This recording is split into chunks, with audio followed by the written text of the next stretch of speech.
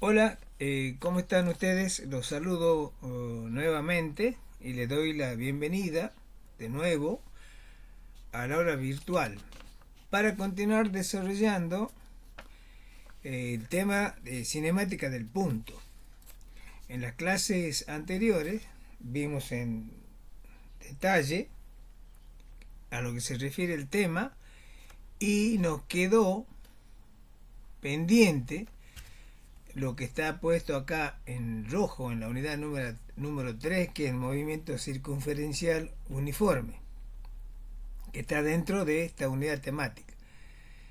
Sin embargo, esto sería una introducción al movimiento circunferencial uniforme, porque está dentro de la unidad número 3 cinemática del punto. Sin embargo, vamos a ahondar en la unidad número 8, como establece el programa, con más detalle este tipo de movimiento. Pero como estamos ya sobre este tema de cinemática, vamos a aprovechar la oportunidad de desarrollar la unidad número 8 de, de la que le estoy hablando. O sea, la unidad número 8, ¿sí? Se refiere al movimiento del plano, como teníamos acá en la unidad número 3, el movimiento circunferencial uniforme, pero ya acá vamos a hablar de lo que es la velocidad angular, la aceleración angular, movimiento de rotación, con aceleración angular constante, relaciones entre las velocidades y aceleraciones lineales y rotacionales. O sea, esta parte, esta unidad temática está en esta posición del programa de la asignatura, puesto que luego de esto vamos a ver la dinámica de los cuerpos rígidos, de los sólidos. Si bien las ecuaciones para una partícula y para un cuerpo tienen la misma estructura, entonces es así que vamos a aprovechar en este momento, como les decía recién, ya que venimos en carrera con el tema de cinemática, vamos a aprovechar entonces la ocasión para desarrollar el tema de movimiento circunferencial uniforme, o sea, movimiento en un plano en general. ¿Sí? Como ya les había dicho, ¿sí? Además de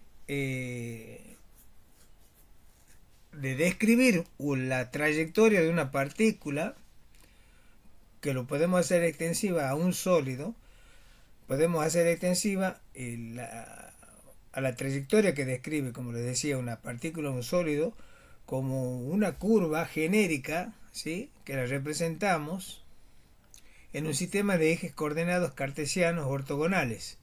Por ejemplo, como ser esta trayectoria, ¿sí?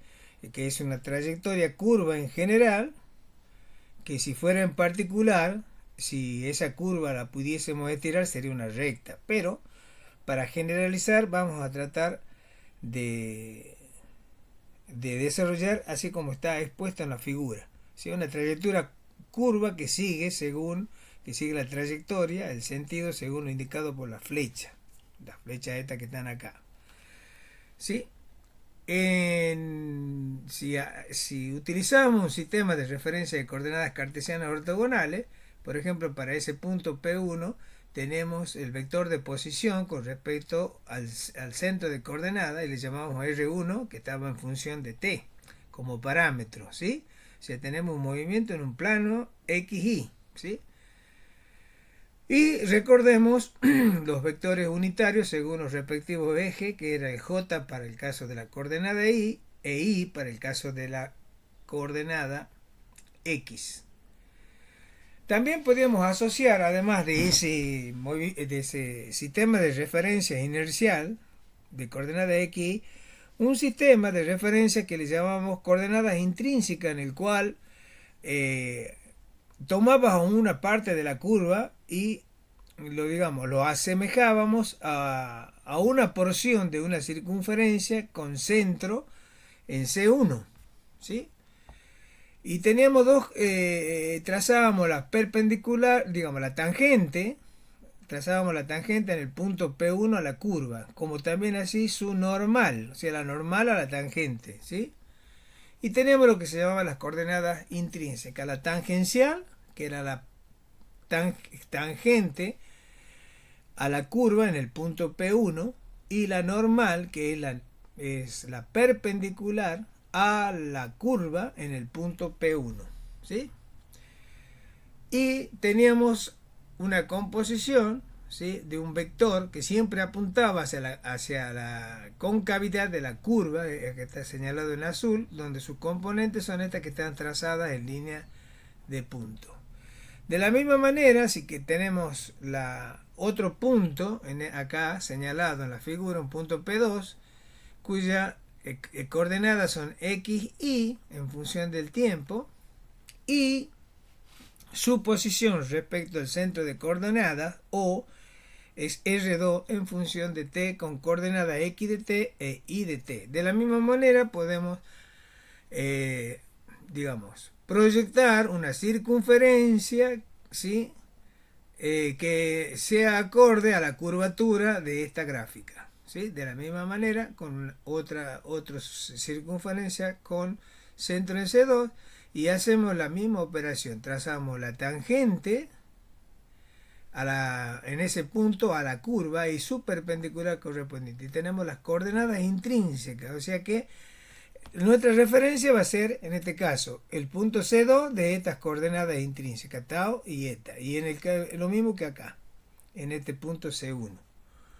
¿Sí? Y lo mismo así en general para el punto P3, ¿sí? Y para el punto P4 de la misma manera, donde asignamos un centro de curvatura.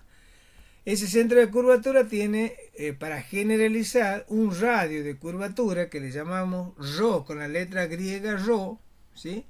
Sería el centro o radio de curvatura. Y sus correspondientes eje tangencial a la curva en P4 y la normal, ¿sí?, en P4 a la curva, ¿sí? Entonces tenemos siempre apuntando un vector resultante que iba dirigido hacia la concavidad de la curva. Bueno, por ejemplo, si tenemos ahora una curva cualquiera, tenemos un punto sobre esa curva y el vector velocidad tangente, ¿sí?, a la curva en ese punto señalado, y al cabo de un cierto tiempo, ¿sí?, la velocidad aumenta en un instante t2, según lo establecido acá en la gráfica, con la velocidad v2, ¿sí? Un delta de v, si nosotros queremos obtener el cambio de la velocidad, tenemos que hacer la diferencia entre el vector v2 y el vector v1. Entonces, ¿qué es lo que hacíamos? A continuación de v2, colocamos v1 por un signo contrario, dado que le tenemos que restar, porque queremos encontrar el delta de v, o sea, la variación de velocidad en un determinado lapso de tiempo. Entonces, si trazamos una paralela a partir del extremo de v2, pero de sentido contrario a v1, ¿sí?, como está indicado ahí. Entonces, el vector resultante va a ser el delta de v. Esa sería la composición de esos vectores. Con eso ya vamos visualizando cómo es el cambio del vector velocidad. Y observamos que el cambio de vector velocidad apunta hacia la concavidad de la curva, ¿sí? Entonces vayamos extrapolando, vayamos interpretando cómo será el vector aceleración. Recordemos que el vector aceleración era el cambio de la velocidad con respecto al tiempo, y era un vector también que tiene la misma dirección y sentido que delta de v, o sea que el cambio de velocidad, o sea que el vector aceleración va a tener el mismo sentido que delta de v, o sea, va a apuntar hacia adentro de la curva, ¿sí? Entonces, así en general, para un punto P, o sea, este sería, si fuera el eje de referencia de coordenadas cartesianas, ese sería el vector posición, y las componentes intrínsecas, ¿no es cierto?, o sea, en caso V1 y V2, ¿no es cierto?, o sea, ese sería el V. Y la aceleración sería dirigida hacia la concavidad de la curva. O sea que la composición del vector A total tiene una componente tangencial a la curva y una componente normal que va dirigida según el radio de curvatura que en la transparencia anterior le habíamos asignado la letra ρ. O sea, tengo una componente tangencial y una componente normal, que sería la componente del vector aceleración, ¿sí? Como está puesto acá, ¿sí? Entonces, tengo una aceleración tangencial y una aceleración normal dirigida hacia el centro de esta curvatura, a la cual le habíamos asignado un radio genérico de curvatura llamado ρ. Entonces, un móvil tiene una aceleración a cualquiera si varía al menos algún factor, ya sea el módulo y o la dirección. O sea, pueden variar las dos cosas o pueden variar una sola por vez. Entonces, y su sentido se dirige siempre hacia la concavidad de la curva, porque puede ocurrir que la aceleración, si la aceleración no tiene aceleración tangencial, o sea que la única componente, ¿sí?, de la aceleración A va a coincidir con la aceleración normal. Sí, pero en general ponemos como que tenemos una aceleración tangencial y tenemos una aceleración normal, o centrípeta, que también se llama, o normal o centrípeta. Sus componentes entonces se llaman, la tangencial y la normal, las llamamos las componentes o las componentes intrínsecas, la aceleración tangencial y la aceleración normal. La aceleración tangencial está relacionada con el módulo de B, o sea, con el valor de la velocidad tangencial. Si, por ejemplo, si el módulo, o sea, B1 va a ir cambiando de dirección. B1 puede cambiar de dirección y puede cambiar de valor. Pero si el módulo de B1 en el instante 1 es igual al módulo, en el instante T2 son iguales y en el instante T3 son iguales, entonces el módulo es igual, por lo tanto la aceleración tangencial será cero, o sea que el término, o sea, la componente de la aceleración tangencial va a ser nula y únicamente voy a tener la componente según dirigida hacia el centro de la curvatura. Entonces, la aceleración tangencial siempre debo pensar como que está relacionada con la variación del módulo, ¿sí? También, pero además del módulo que puede permanecer constante o variable, ¿sí?, en ese caso siempre va a haber una aceleración dirigida hacia el centro, que va a estar debida a la dirección de la velocidad, porque en este caso, por ejemplo, la velocidad tiene esta dirección y sentido, en este otro punto tendrá otra dirección y sentido, y acá tiene otra dirección y sentido. Si bien el módulo puede ser el mismo, pero está cambiando su dirección. Si cambia su dirección, entonces hay un cambio también en el vector aceleración total, ¿sí? Bueno, entonces la velocidad instantánea, ya sabemos que es tangente a la trayectoria, pero ¿cuál es la dirección de la aceleración instantánea? En la anterior diapositiva habíamos observado que la dirección del vector variación de la velocidad no es tangente a la trayectoria, porque estamos hablando de la variación. Si elegimos un sistema de referencia entonces formado por un punto de la trayectoria y dos vectores unitarios, que eran las coordenadas intrínsecas que habíamos puesto, uno tangente a la trayectoria y otro perpendicular a la tangente, tendremos un sistema de referencia a la propia trayectoria, o sea, que en ese sentido a la curva, ¿sí? O sea, un sistema de referencia que es intrínseco a la trayectoria. Entonces podemos decir que ese componente, la variación de la velocidad en cuanto a la dirección y sentido en un punto dado de la curva, va a tener una componente de esa variación de velocidad en el sentido tangencial y va a tener una variación, una componente debido a esa variación en el sentido normal, ¿sí? Entonces, si analizamos ya en un caso no ya de una porción de una curva, sino de un movimiento en un plano, un movimiento de una circunferencia, de una trayectoria circular, en un principio tenemos, en un dado punto, tenemos este vector que representa la velocidad en un instante t1 y acá en un instante t2. Vemos que el tamaño, ¿no es cierto?, que me está indicando el valor y el módulo de cada uno de los vectores de velocidad. Vemos que además de cambiar en cuanto a la dirección y sentido, también hay un cambio en el módulo, ¿sí?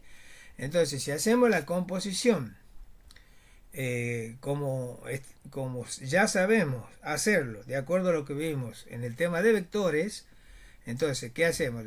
Ponemos acá el vector B2, le restamos el vector B1 y obtenemos el delta de B, que va, como vemos, va dirigido hacia el centro de la curvatura.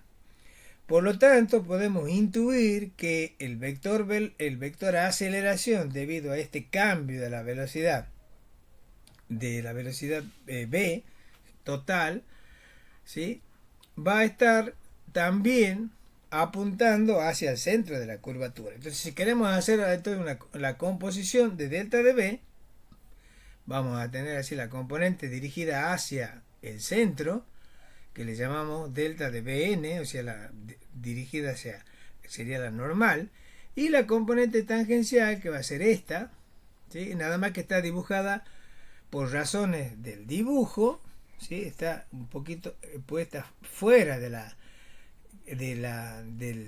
trayectoria de esta circunferencia. En realidad esto tendría que estar puesto acá, paralelo, ¿sí?, para que esta sea tangente y esta sí es normal. Entonces esa sería la variación de la energía tangencial, esta la verde, y la marrón de la variación de la componente según el eje, según la componente normal, ¿sí? A ver, volvamos un poquito. Sí. Bueno, ahí está. Entonces, quiere decir que la aceleración, como decíamos anteriormente, es límite de este cociente incremental de la variación de la velocidad con respecto al tiempo para delta de t tendiendo a cero. O sea, el delta de b está compuesto por dos componentes, de la variación en el sentido tangencial y la variación de la velocidad en el sentido normal. Si aplicamos una propiedad distributiva, ¿sí?, vamos a tener el límite para delta de t tendiendo a cero de la variación de la componente de la velocidad tangencial respecto al tiempo, y el límite para delta de t tendiendo a cero de la variación de la componente según el sistema, la componente intrínseca normal, ¿sí?, a esa curva respecto al tiempo. Entonces, dicho expresado en forma vectorial, la aceleración tiene dos componentes, la aceleración tangencial y la aceleración normal. Como decíamos, entonces, la aceleración tangencial es un vector cuyo módulo es una medida de la variación de la rapidez, o sea, si va variando el módulo de la velocidad. Su dirección va a ser tangente a la trayectoria y su sentido es el del vector variación de la velocidad tangencial, ¿no es cierto?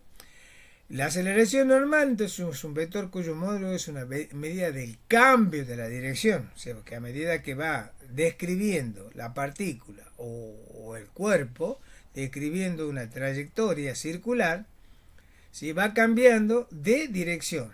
Recibe el nombre también de aceleración centrípeta. Su dirección es dirigida, es la del radio de la curva. En este caso, como se trata de una trayectoria circular, el radio es una constante. Su sentido entonces es hacia el centro de la circunferencia, y se demuestra que y vamos a demostrar, mejor dicho, que su módulo vale B es velocidad tangencial al cuadrado sobre R, donde B es la rapidez o velocidad y R el radio de curvatura, el radio de la curva o radio de curvatura, que en este caso preciso, como se describe una trayectoria circular, va a ser una constante. Es decir, el radio de esa circunferencia. Ambas aceleraciones, tanto la tangencial y la normal, reciben el nombre de componentes intrínsecas de la aceleración. Muy importante cuando la tengamos que utilizar cuando veamos la dinámica del cuerpo rígido. Bien, entonces, ya resumiendo, volviendo a insistir sobre el tema, la componente de la aceleración tiene dos componentes. la componente tangencial, donde el vector unitario lo hemos representado por la letra tau, más la componente normal, ¿sí? Dirigida hacia el centro o centípetra, multiplicado por su vector unitario eta, ¿no es cierto? La letra griega eta, ¿sí? Y decíamos que la aceleración normal es consecuencia del cambio de la dirección del vector velocidad, y la aceleración tangencial está referida al módulo, consecuencia del cambio del módulo de la vector velocidad. Entonces, supongamos ahora, para analizar lo que acabamos de decir, seleccionemos un cuarto de círculo, porque basta para eso, para hacer el estudio, en un sistema de referencias coordenadas cartesianas ortogonales, o sea, y x, donde la posición para un punto cualquiera puede ser el r, ¿sí? Que está aquí en este punto y está caracterizado por su vector posición r. Si consideramos un punto sobre el eje de las abscisas, o sea, la coordenada x, un punto que le llamamos 1, su vector posición está caracterizado por R1, ¿sí? Y que en ese punto la partícula, ¿sí? o una de las partículas, si fuese un sólido, y esto fuese un sólido, toda esta circunferencia fuese un sólido, entonces sería un punto de ese sólido que tiene una velocidad v1, ¿sí? Al cabo de un cierto tiempo, 2, esa partícula está en este punto, en el punto 2, caracterizado por el vector de posición R2, ¿sí? Tenemos la componente que está normal, ¿sí? La componente normal que tiene la dirección del radio, o sea, del vector de posición R, ¿sí? Y tiene una componente tangencial, ¿sí? Sobre ella podemos proyectar la velocidad 2 en el instante t. Observamos que el vector v1 ha cambiado no solo de dirección, porque tenemos acá la dirección, tenemos para acá, y acá la dirección la tenemos en este sentido. Observamos también en la gráfica que el tamaño de ambos vectores son distintos, o sea que este es mayor que este, quiere decir que la partícula va acelerando, ¿sí? Para el detalle que estamos viendo. Entonces llega hasta acá el vector v2, ¿sí? Ese es el valor, desde acá hasta acá. Entonces, si nosotros queremos ver el cambio en este punto de cómo evolucionó la velocidad desde 1 a 2, bueno, ¿qué hacíamos? Colocábamos a continuación de V2, colocábamos V1 como si fuésemos a sumar, pero en realidad no lo vamos a sumar, sino que lo vamos a restar. Entonces, para restarle, trazamos el vector V1 en sentido contrario, ¿sí? Por eso menos V1, y el delta de V va a ser este vector que va a unir de esta manera, ¿sí? Ese sería el cambio del vector velocidad. Ese vector velocidad va a tener dos componentes, una tangencial y la otra normal, según eso que está representado ahí. Entonces tenemos el delta de V tangencial y el delta de V normal, ¿correcto? Entonces, por analogía, si tengo un delta de V, también voy a tener, eso me va a dar origen a una aceleración, y cada uno de estos componentes del vector de variación velocidad también va a dar origen a los componentes respectivos al de la aceleración. Voy a tener una aceleración tangencial y voy a tener una aceleración normal, ¿correcto? ¿Cómo está puesto acá en este puntito? O sea, en este puntito, o sea, como consecuencia de ese cambio de velocidad, voy a tener una aceleración, ¿sí? Y sus componentes son las que están indicadas acá. La aceleración tangencial, que es concordante con la variación de la velocidad, la componente de la velocidad en el sentido tangencial, y la aceleración normal, que es concordante con la dirección de la componente de la variación de la velocidad en el sentido normal. De tal manera que la suma vectorial del delta de V la podemos expresar de esta manera. Tienen que observar que esta es una suma vectorial, no es una suma algebraica. Entonces, definíamos la aceleración instantánea como el límite de este cociente incremental, o sea, delta de b con respecto a t para delta de t tendiendo a cero.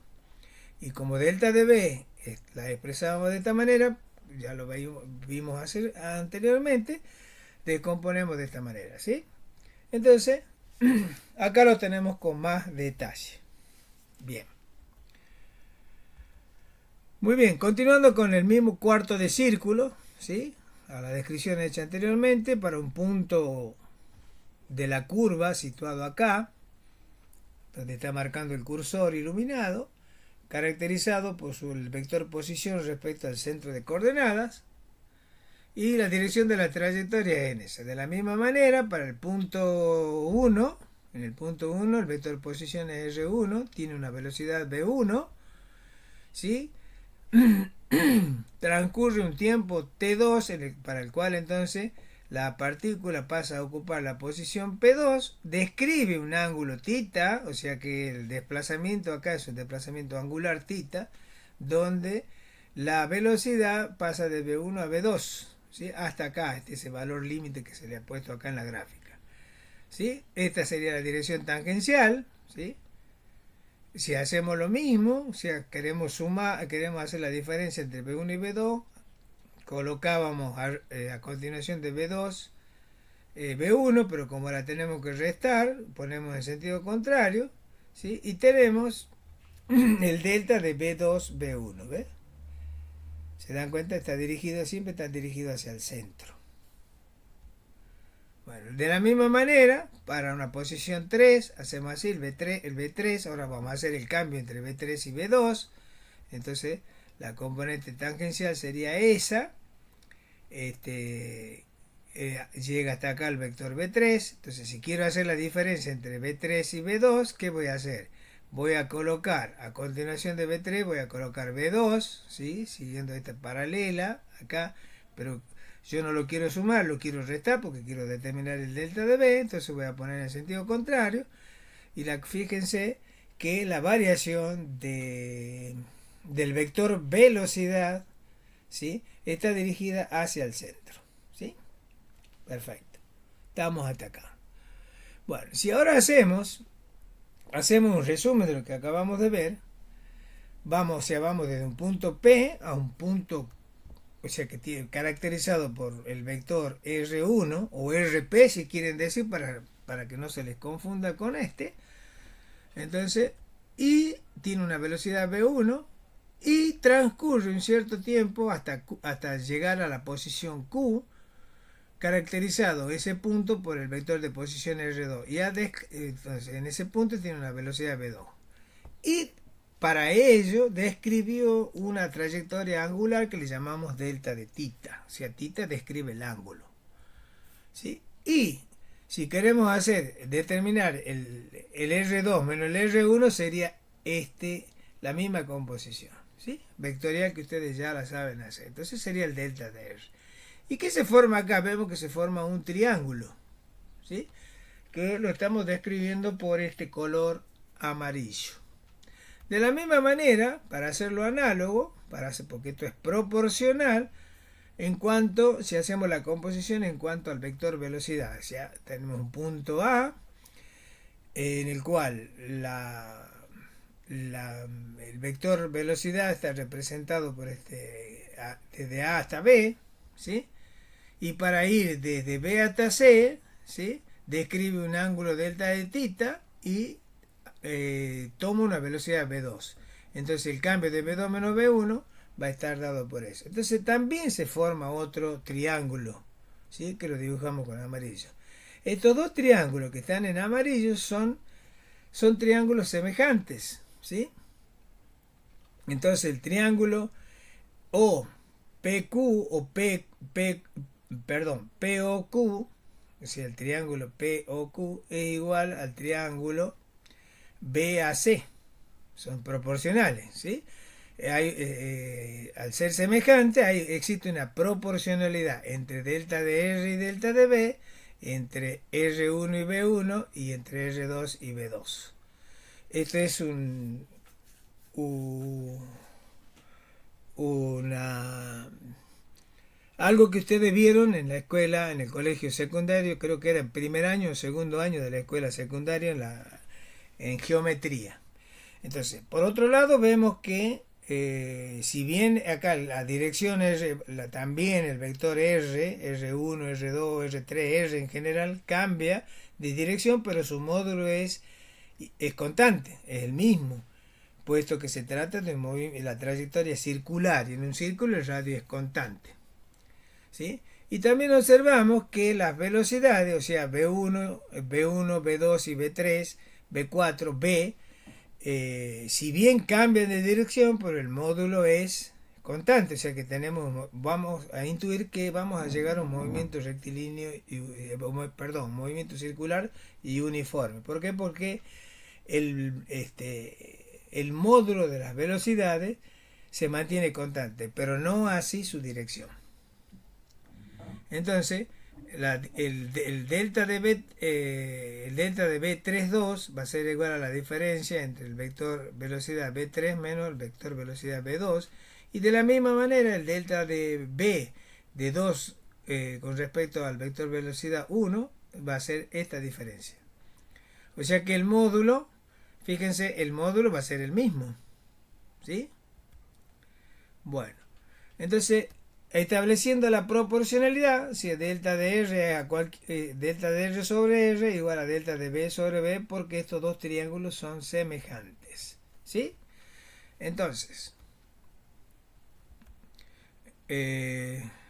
por otro lado, nosotros sabemos que el módulo del vector velocidad era el módulo del cambio del vector posición respecto al tiempo, y el módulo del vector aceleración era igual al módulo del cambio del vector velocidad respecto al tiempo. Si ahora dividimos ambos miembros de esa proporción, los dividimos en delta de t, ¿sí? ¿Y qué tenemos? Delta de r sobre delta de t, ¿sí? Era el módulo de vector de velocidad, y el módulo del cambio del vector velocidad con respecto al tiempo era aceleración, ¿sí? Entonces tenemos de esa manera. Si hacemos pasaje de términos, tenemos que el módulo de la aceleración, ¿sí?, igual al módulo de la velocidad al cuadrado dividido en el radio, ¿sí? ¿Sí? Acá. Y bueno, por otro lado también teníamos esto, ¿sí? Que el cambio de estas dos igualdades son las mismas. Bueno, si trabajamos, si a delta de B lo volvemos a dividir, o sea, a esto que teníamos acá, lo dividimos en delta de T y aplicamos el límite, ¿sí? El límite a esto, el límite, significa que tenemos que aplicar el límite a del otro lado, hacia el miembro de la parte izquierda de esta igualdad. Entonces, pero como B sobre R es constante, entonces lo sacamos fuera del límite y me queda delta de R. Entonces delta de R va a ser delta de R sobre delta de T es B, y B por B, B cuadrado, que sería lo que llamamos nosotros la aceleración centrípeta, que es la aceleración que adquiere la partícula como consecuencia del cambio de la dirección del vector velocidad, ¿sí? Y también vamos a ver más adelante que el vector velocidad también lo podemos poner como R por omega, donde omega es otro término de velocidad, pero en este caso velocidad angular, ¿sí? O frecuencia angular. Me queda de esa manera, o sea, la otra igualdad, ¿sí? Y la aceleración tangencial, habíamos dicho que la aceleración tangencial se debía al cambio de la rapidez, o sea, al cambio del vector velocidad tangencial, ¿sí? Y la velocidad tangencial es R por omega, ¿sí? Como R es constante, entonces sale fuera del símbolo de la derivada y me queda que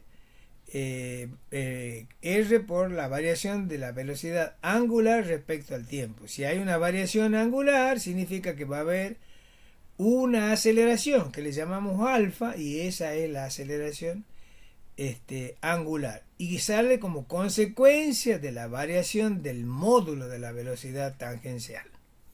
Entonces, cuando pensemos en aceleración centrípeta, pensamos que su origen está debida al cambio de la dirección del vector velocidad. Cuando pensamos en aceleración tangencial, pensamos que existe un cambio en el módulo del vector de la velocidad, es decir, la velocidad tangencial en cualquier punto de la trayectoria. Entonces, esto me va a dar origen a una aceleración angular, debida al cambio de la velocidad angular. ¿Sí? Y acá ponemos, o sea, ¿ve? La aceleración tangencial está relacionada con la velocidad tangencial. Y la aceleración centrípeta está, pensemos que se debe al cambio de la dirección de la velocidad. Como consecuencia de ello, yo tengo una aceleración en términos general, cuyas componentes va a ser la aceleración centrípeta y la aceleración tangencial. ¿Sí? En un movimiento circular, la que no va a ser cero va a ser la aceleración centrípeta. Esta sí puede ser cero en el caso de que no haya variación del módulo de la velocidad. ¿Sí? En ese caso tendremos, ¿sí? Si esto es cero, tendremos una aceleración centrípeta. En ese caso tendremos un movimiento circular uniforme.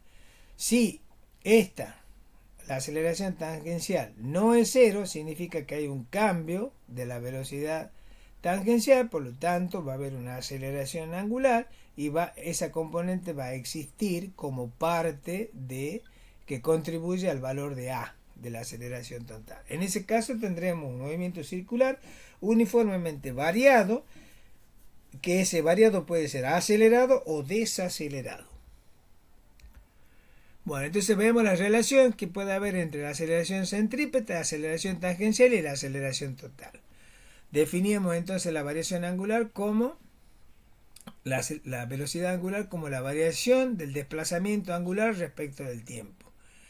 Y la aceleración angular como la variación de la velocidad angular respecto al tiempo, nada más que acá lo hemos puesto mediante un cociente infinitesimal, en vez de ponerle un cociente incremental, lo hemos puesto como un cociente diferencial, que es lo mismo que decir que es la derivada segunda, ¿sí?, de la variación del desplazamiento angular respecto del tiempo. Y el desplazamiento lineal que hace esa partícula en la trayectoria circular va a estar dado por el radio de esa trayectoria por el ángulo θ siempre en radianes, ¿sí? Porque en la gráfica anterior, además de observar que la partícula describe una trayectoria, describe un desplazamiento angular θ, lleva asociado un arco de desplazamiento en el sentido lineal que nosotros le llamamos S, ¿sí? O sea, si volvemos un poquito, perdonen, voy a volver un poquito la transparencia, ¿sí?, porque creo que no lo puse en la transparencia anterior, lo vamos a ver. Voy a volver un poquito para atrás, tenga paciencia. O sea, que el arco al que me estoy refiriendo, sería S. Es el arco que describe el arco de circunferencia, ¿sí? Y el arco de una circunferencia de cualquier trayectoria va a estar dada por el ángulo en radianes por el radio de curvatura, en este caso R, ¿sí? O sea que esto sería S, el desplazamiento angular, y R sería el radio de curvatura. Correcto. Entonces volvemos a donde habíamos quedado antes. Hacemos pasar rápido. Bueno. Entonces queda de esa manera.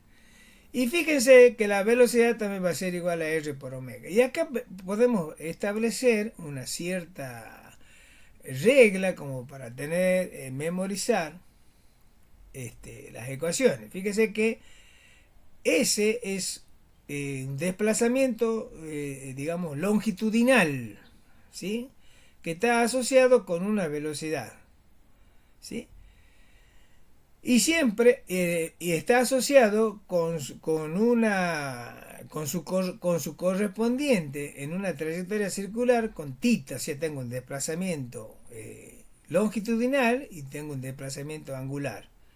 Y acá tengo una velocidad en el sentido tangencial y tengo una velocidad angular de acuerdo a la trayectoria. Y están relacionados por R. ¿Sí? Entonces, fíjense para que ustedes se acuerden, ¿sí? Algo en lo que se refiere a una medida en el sentido longitudinal está relacionada con su par o asociada con su equivalente en el sentido angular por el R. Y acá lo mismo con la velocidad. Bien, como se trataba de las componentes de la aceleración total de dos componentes tangencial y centrípeta o normal, el módulo, acuérdense que el módulo era, lo calculábamos como la raíz cuadrada de la suma de los cuadrados de esas componentes. Y la aceleración tangencial, su componente era igual a r por alfa, como está elevada al cuadrado, me queda de esta manera. Y si operamos matemáticamente, que entonces que la aceleración va a ser igual a r por la raíz cuadrada de esto. Si no hay variación, de la velocidad, ¿no es cierto? No hay variación de la velocidad tangencial, o sea, el término, no hay aceleración angular, ¿no es cierto? Este término va a ser cero. Entonces tengo un movimiento circular uniforme. Y esto, entonces, al ser esto, me va a quedar omega al cuadrado, que es lo que ya vimos anteriormente. Y acá tenemos la siguiente composición para distintos casos. Si alfa es mayor que 0, ¿sí? Tenemos un movimiento acelerado, ¿sí? Fíjense cómo es el avance de la aceleración, ¿sí? Va el sentido de la trayectoria es en este sentido, es el sentido antihorario, entonces la aceleración avanza. Si seguimos en el mismo sentido, pero la aceleración es 0, fíjense qué componente desaparece, ¿sí? Me queda la aceleración, la aceleración total coincide con la dirección de la aceleración centrípeta, o sea, tengo una sola componente, ¿sí? Y si el movimiento va retardado, o sea, menor que 0, o sea, la aceleración angular es menor que 0, fíjense que siempre el sentido del vector aceleración va hacia la concavidad de la curva, pero en este sentido va retrasado con respecto al avance de la partícula a lo largo de la trayectoria. ¿Sí?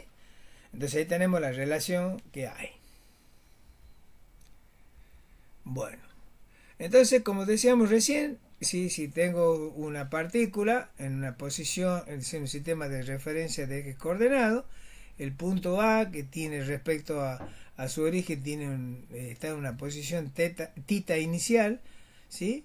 En un tiempo inicial, y que al cabo de un tiempo tf llega a un punto B, ¿sí?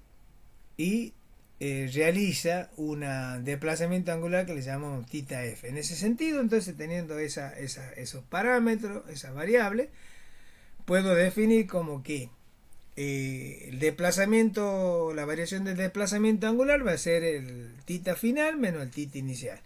¿En qué tiempo? En el intervalo de tiempo final menos tiempo inicial. Entonces, estas dos cantidades me definen, ¿sí? Me van a definir lo que nosotros conoceremos como la velocidad angular promedio. Fíjense que tiene la misma estructura que la que habíamos visto en el movimiento rectilíneo, O sea que en lugar de omega podríamos haber puesto b de velocidad, y en lugar de tita, ¿sí? Que es el desplazamiento angular, habíamos puesto el desplazamiento lineal. O sea, tiene la misma estructura, ¿sí? Entonces la velocidad instantánea va a ser el límite de este cociente incremental. La velocidad angular se mide en radianes por segundo, porque acá tiene que prestar atención. Este ángulo, todo el ángulo θ está expresado en radianes, no en grados sexagesimales. Ustedes tienen que acordarse que 360 grados equivalen a 2 pi radianes, o sea, 360 grados sexagesimales equivalen a 2 pi radianes. Entonces, si la velocidad angular cambia con el tiempo, se origina una aceleración angular, ¿sí? En este caso vemos que el vector aceleración angular es un vector, un tercer vector, porque tenemos R y B en el plano, R y B en el plano, ¿sí? El vector sería así tangente, tiene un vector omega que sale del plano. De la misma manera, tiene una aceleración, si hay un cambio de esta velocidad angular, lleva asociado una aceleración angular que también sale del plano, dirigida, que coincide con la dirección del eje Z. ¿Sí? O sea que tenemos un tita, un delta de tita, el R que se mantiene constante, y como consecuencia de ello se origina una aceleración, una velocidad angular que está puesta con verde, ¿sí? Si hay un cambio de esa velocidad angular, va a llevar asociada, como decía, una aceleración angular, ¿sí? Acá como está manifestado, una regla de la mano derecha. Esto ya vimos cuando en las clases anteriores. Entonces la aceleración angular se define como el cambio de la velocidad angular respecto del tiempo, ¿sí? Bueno, entonces para poder resolver esto, ¿sí? Ya nos vamos introduciendo un poquito. Tenemos que la operación contraria a la derivación es una integral. Entonces si integramos entre dos puntos, como esto es sencillo, ¿sí? Me queda esta ecuación. Fíjense que es similar a la de un movimiento rectilíneo. Antes en un movimiento rectilíneo decimos velocidad final igual a la velocidad inicial más la aceleración, digamos, lineal por el tiempo. ¿Correcto? Esto lo digo para que ustedes lo asocien, este tipo de movimiento, con el movimiento rectilíneo. Entonces, la aceleración angular promedio, ¿sí? El mismo esquema, la aceleración angular promedio va a estar dada por el cambio de la velocidad. ¿Y en qué se mide? Bueno, se va a medir en radianes sobre segundo cuadrado. Acuérdense que la aceleración lineal se medía en metros sobre segundo cuadrado. Acá lo medimos en radianes sobre segundo cuadrado. ¿Por qué? Porque el desplazamiento acá no es lineal, sino angular. Por eso lo medimos en radianes. La aceleración angular instantánea, bueno, va a ser el límite para ese cociente incremental. Bueno, y acá tenemos la composición de los vectores. O sea, el vector R, el vector B, y el componente y el tercer vector, que es el vector omega, que es un vector que sale del plano, porque este es el movimiento en el plano, ¿sí? Y el vector omega a velocidad angular sale del plano, ¿sí? Y un caso típico que está puesto acá en la figura es un movimiento de un trompo. Lo vemos, ¿veis? Aquí tenemos la regla de la mano derecha, como acá el pulgar me está indicando la dirección y sentido del vector omega, y la velocidad tangencial a la trayectoria que describe ese trompo, y el radio el radio de giro. Bueno, y acá tenemos, no lo vamos a describir porque ya está puesto acá. Yo les voy a rogar que lo revisen, si hay algún error por ahí, porque a veces se desliza un error, me lo comuniquen. Fíjense la estructura del movimiento circular uniforme y la estructura del movimiento circular uniformemente variado, ¿sí? ¿Cómo es? Es similar a lo que veíamos en el movimiento rectilíneo. Y en la relación acá, fíjense, en la relación, ya hablando de movimiento rectilíneo, acá establecemos una relación que hay entre el movimiento rectilíneo, o sea que hablábamos de S, antes le decíamos X, ahora bueno, para describirlo le decimos S para describir la longitud del arco. Está relacionado con el desplazamiento angular por R. La velocidad por la velocidad angular por R. Por lo tanto, la aceleración tangencial va a ser la velocidad angular, aceleración angular por R, ¿sí? Y la aceleración normal, que está dada de esta manera, ¿sí?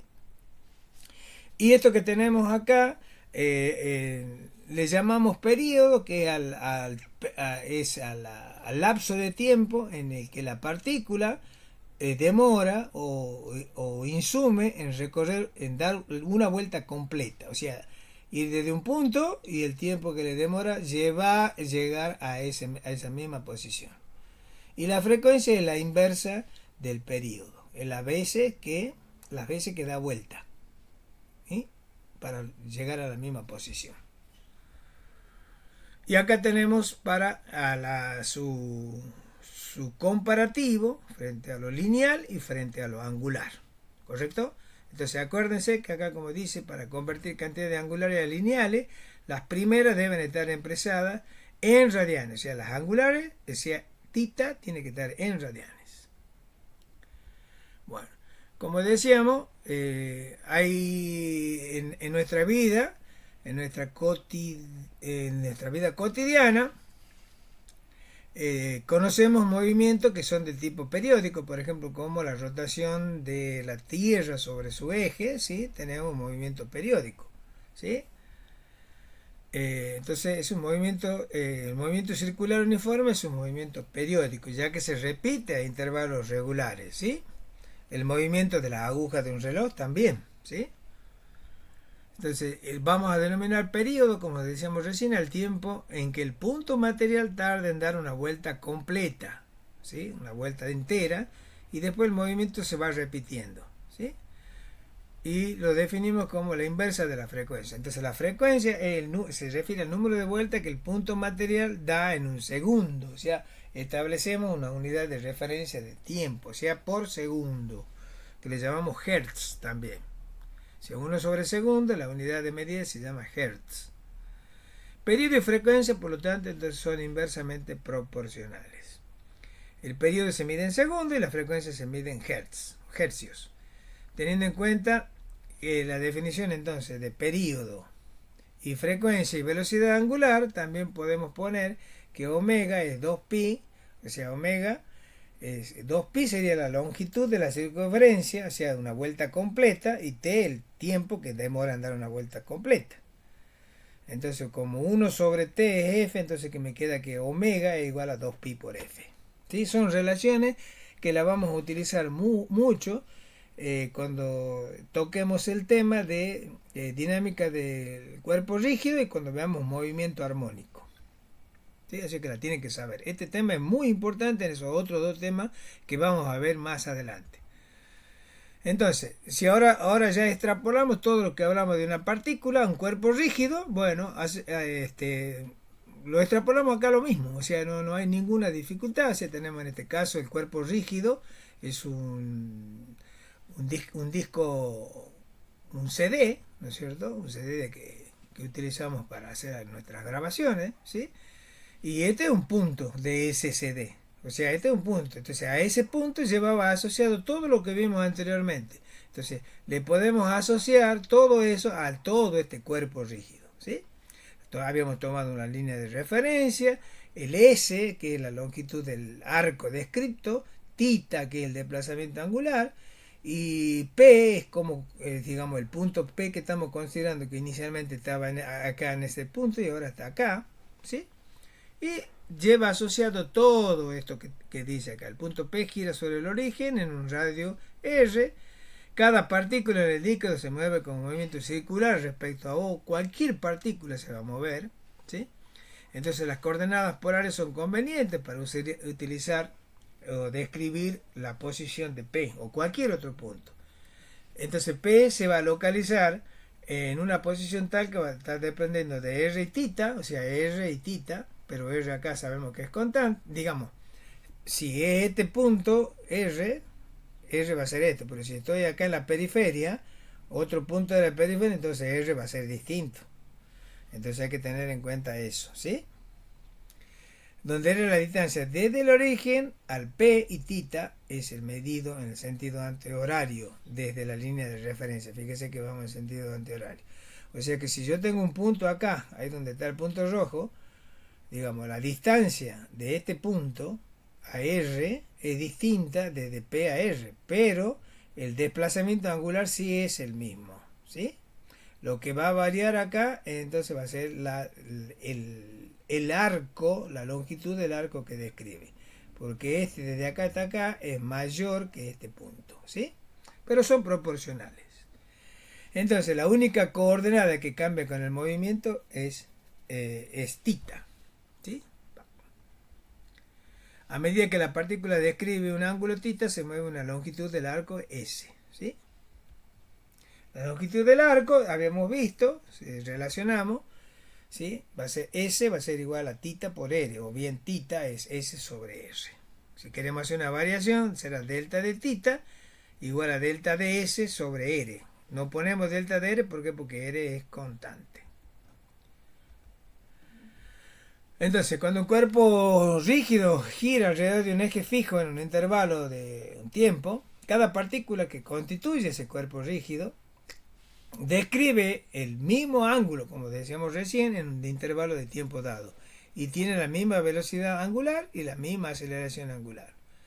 Entonces, tita y omega y alfa caracterizan el movimiento de todo el objeto rígido, de todo el cuerpo rígido, así como así también las partículas individuales del objeto.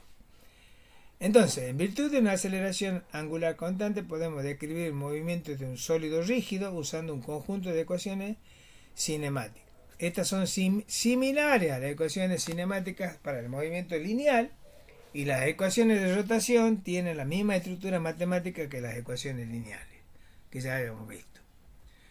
Entonces, cada punto en el objeto giratorio tiene movimiento angular, y cada punto en el objeto giratorio no tiene el mismo movimiento lineal. O sea, cada punto en el objeto giratorio tiene el mismo movimiento angular, pero cada punto en el objeto giratorio no tiene el mismo movimiento lineal. ¿Sí? O sea, como le decíamos, si vamos a considerar este punto de este sólido, ¿sí? Bueno, no es lo mismo que un punto que está acá en esta periferia, ¿correcto? O uno que está acá en este otro punto, o otro que está acá, ¿sí? Entonces, los desplazamientos va a ser R, o sea, el desplazamiento S va a ser R por tita. Las velocidades, habíamos dicho que es velocidad igual a la variación de S con respecto al tiempo, y como S, si lo relacionamos con su cantidad, con el desplazamiento angular, lo podemos poner de esta manera. Entonces, velocidad igual a R por omega. ¿Sí? O sea que la velocidad va a depender del radio acá, o sea, la velocidad tangencial. Si en este punto es R, pero en este otro punto es un radio mayor. ¿Sí? Y también habíamos visto lo siguiente: si las componentes de la aceleración, que era tangencial, y la aceleración radial, normal o centrípeta. ¿Sí? Ahora ya agregamos un término más: la aceleración normal, la aceleración centrípeta y la aceleración radial, porque está dirigida según un radio de curvatura. Las aceleraciones, entonces, como decíamos, que eran de la misma manera, ¿cierto? Tienen la misma igualdad. ¿Ve? La aceleración centrípeta, que ya hemos demostrado anteriormente, en la transparencia anterior, que era igual a la velocidad al cuadrado sobre R, o bien en términos de la velocidad angular de esta otra manera, R por omega cuadrado. Entonces, un cuerpo que describe un círculo en su movimiento, a pesar de que se mueve con una velocidad constante, tendrá una aceleración.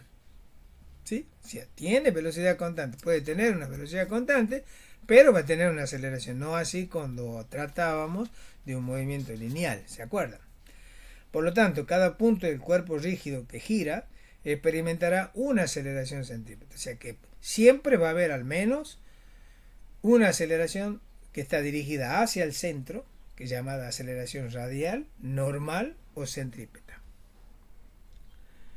Entonces, la aceleración resultante, como vimos, la aceleración resultante tenía una aceleración tangencial, ¿sí? Según el eje tangencial, y teníamos una aceleración radial, que tenía estas componentes: la A tangencial, que era igual a R por alfa, ¿sí? Si alfa era la aceleración angular, y la aceleración centrípeta dirigida hacia el centro, que era igual a R por omega cuadrado. O sea, está expresada en términos de cantidades que corresponden al movimiento circular, alfa y omega. Entonces, el componente de la aceleración centrípeta es debida al cambio, como decíamos anteriormente, debido al cambio de la dirección de la velocidad tangencial, ¿sí? Y la aceleración total se puede encontrar a partir de esas dos componentes. Por lo tanto, la aceleración de un cuerpo que se mueve en una trayectoria circular, y ya acá generalizamos con velocidad variable y aceleración angular constante, entonces tenemos esas componentes que ya lo habíamos visto, ¿sí? Esto es general. Acordémonos que desde lo general podemos llegar a particularizar cualquier caso en forma específica o individual. Como esta sería la suma vectorial, digamos, para encontrar la aceleración total en función de sus componentes, y esto es para encontrar el módulo de este vector aceleración como la raíz cuadrada de la suma de los respectivos cuadrados de sus componentes. Entonces la aceleración centrípeta, el módulo era igual a r por omega al cuadrado, y era lo mismo que velocidad al cuadrado sobre r. Y la aceleración tangencial era r, ¿sí?, por la aceleración angular alfa. Bueno, si nosotros tuviésemos un movimiento rectilíneo y tuviésemos en mente todo lo que acabamos de hablar de un movimiento en un plano, o sea, ¿qué es lo que hicimos acá? Toda esa curva que teníamos anteriormente, que te puede tener cualquier forma, e incluso la forma circular, hagamos de cuenta que toda esa curva la hemos estirado, o sea, la hemos proyectado en una línea recta de un punto que está indicado con amarillo, que tiene una velocidad v y una aceleración a. Entonces, si el ρ, si el radio de curvatura es infinito, ¿sí?, entonces pues, la aceleración, la componente de la aceleración en el sentido normal o radial va a ser cero. O sea, una cantidad dividida en algo infinito es cero, ¿sí? Entonces, la componente que voy a tener es la aceleración tangencial. Y la aceleración tangencial es la variación de la velocidad tangencial con respecto al tiempo. Y tau me está indicando el vector unitario, que es en el sentido tangencial. En ese caso, nosotros podemos tener, si la velocidad es constante, ¿sí?, si la velocidad es constante, la aceleración es cero, tenemos movimiento rectilíneo y uniforme, ¿sí? Si la velocidad no es constante, obviamente la aceleración tangencial, digamos, va a ser constante, pero va a ser distinta de cero. Tendremos un movimiento rectilíneo uniformemente variado, ¿sí? Y la aceleración tangencial, ¿sí?, es función del tiempo y no es constante, entonces tenemos un movimiento rectilíneo variado, que es esto que acabamos de decir. Si tenemos un movimiento curvilíneo, ¿sí?, de cualquier forma, que puede ser una elipse, ¿no es cierto?, algo así, donde la elipse vemos que es como si fuera una circunferencia achatada, tenemos un radio de curvatura ρ, o bien podemos tener otros que son distintos, pero son distintos de cero, ¿sí? Entonces la velocidad, o sea, puede ser constante, es el movimiento curvilíneo, el módulo es constante, entonces la aceleración, si el módulo esto es constante, ¿sí?, la aceleración tangencial va a ser cero, tengo un movimiento circular uniforme. Si ahora el módulo de la velocidad no es constante, o sea que va variando, o sea, esto no va a ser cero, ¿sí?, va a ser distinto de cero, será constante, pero distinto de cero, y estaremos en presencia de movimiento circular uniformemente variado, ¿sí?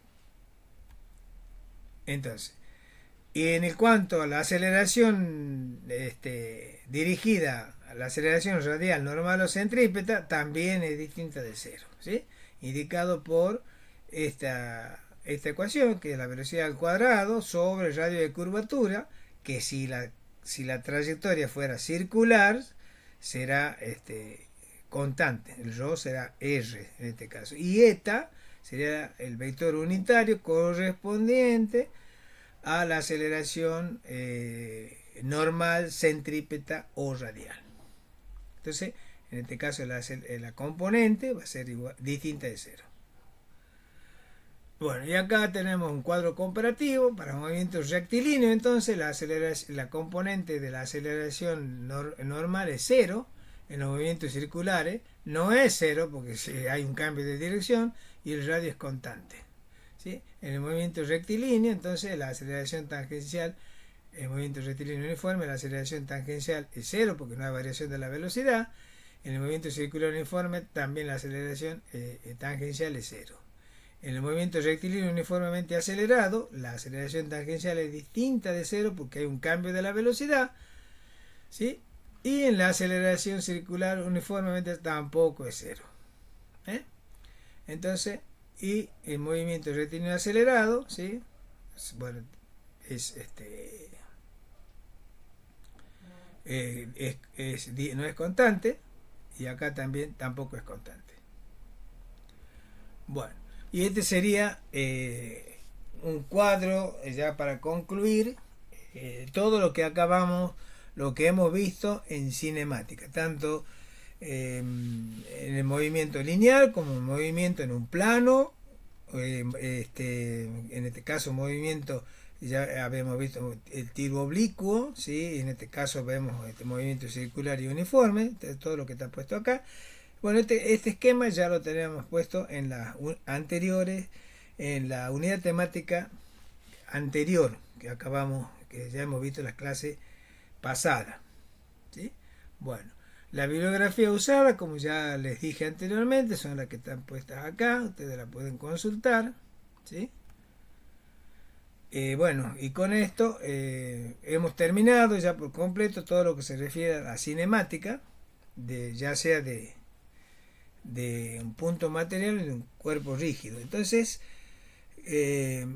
con esto me voy escapando del proceso de grabación de esta clase y les digo que los espero en la próxima, ¿sí? Para continuar con el desarrollo de la materia. Los saludo nuevamente, hasta el próximo encuentro y muchas gracias por la atención.